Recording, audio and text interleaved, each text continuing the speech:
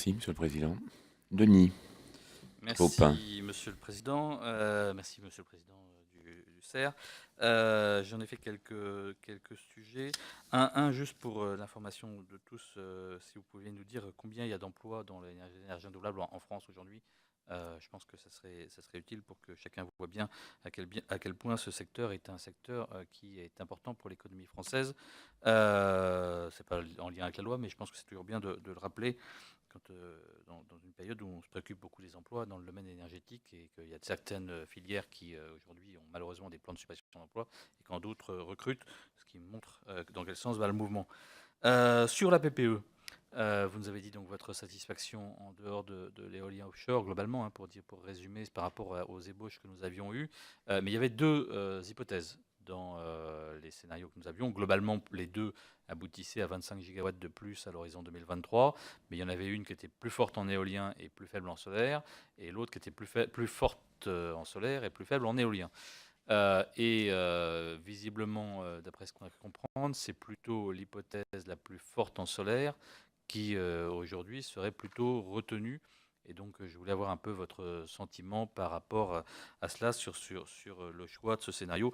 Et je ne reviens pas sur tout ce qui a été dit précédemment, sur évidemment les inquiétudes qu'on peut avoir sur le calendrier, etc. Mais ça, vous avez déjà dit, donc pas besoin d'y revenir.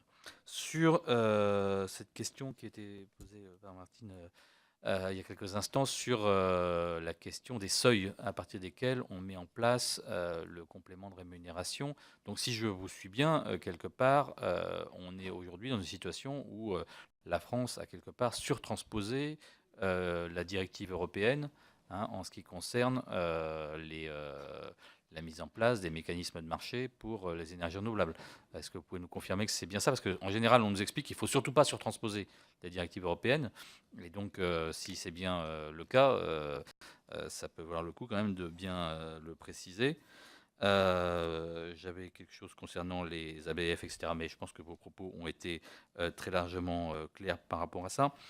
Est-ce que, par ailleurs, vous pouvez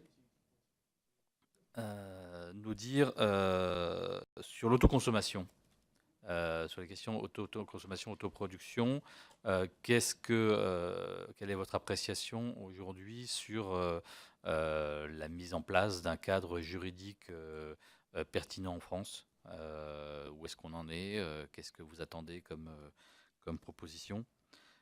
Sur la question de la mobilité et des renouvelables, puisque la loi donc prévoit des objectifs d'incorporation d'énergie renouvelable en matière de mobilité. En général, jusque-là en France, on parlait plutôt d'agrocarburants en matière de renouvelables sur la mobilité, mais on est un certain nombre à penser que c'est beaucoup plus large potentiellement, y compris du côté du gaz et l'électricité.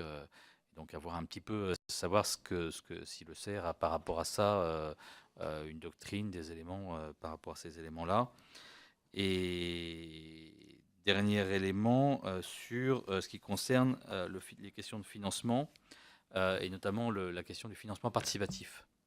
On était en Conseil supérieur de l'énergie hier, où on a vu passer, enfin on a donné un avis favorable à une ordonnance sur l'intégration du financement participatif dans les critères pour l'attribution des appels d'offres en ce qui concerne donc les appels d'offres sur les renouvelables.